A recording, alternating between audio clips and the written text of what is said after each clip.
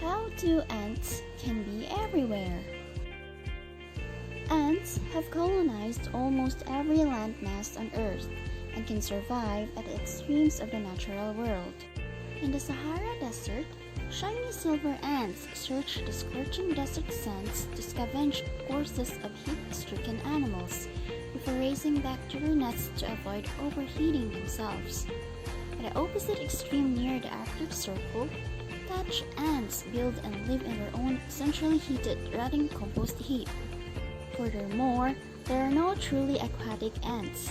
When floodwaters from the Amazon River submerge their rainforest homes, fire ants will grasp each other to form a living raft that floats the colony to safety. And the mangrove mud nesting ant of northern Australia is believed unique amongst ant species in that it can actually swim underwater. In addition to being everywhere, ants are typically found in large numbers.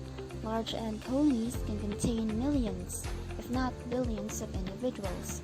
If you were to weigh all the living animals in a terrestrial ecosystem, an impressive 15% of that mass would be ants, which when scaled up would mean that the weight of all the ants on Earth would be roughly equal to that of all the people on Earth.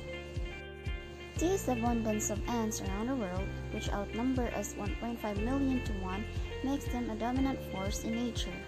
Like us, ant colonies have the power to engineer their own world around them. Many build elaborate underground nests, complete with chambers and connecting tunnels, and ants may, in fact, have a very long history of living underground. A biologist of University of Florida suggests that the ancestors of ants likely evolved when living in soil. Subsequently, some ant species have moved up through lift litter to exploit other habitats. The river ants, for example, have now climbed to the dizzying heights of the rainforest canopy and make their nests by weaving together leaves using silk produced by their own larvae.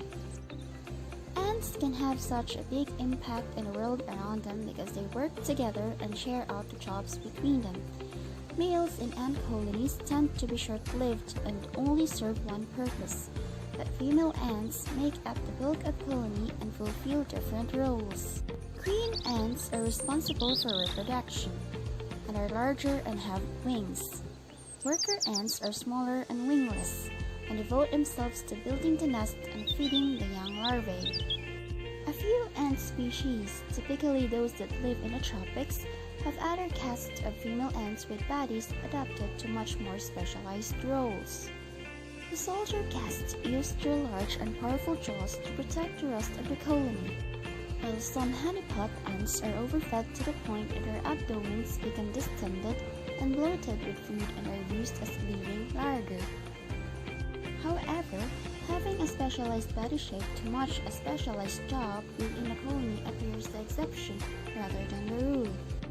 According to Brazil reports, following measuring the bodies of worker ants from over 100 species and relating these measurements to the ants' evolutionary family tree, they discovered that ants only rarely evolved new body shapes and were much more likely to simply evolve to become bigger or smaller.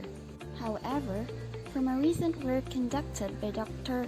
Roberto Keller from Portugal, revealed that even the bodies of the seemingly most unremarkable worker ant shows a unique feature that helps it to work for the good of the colony.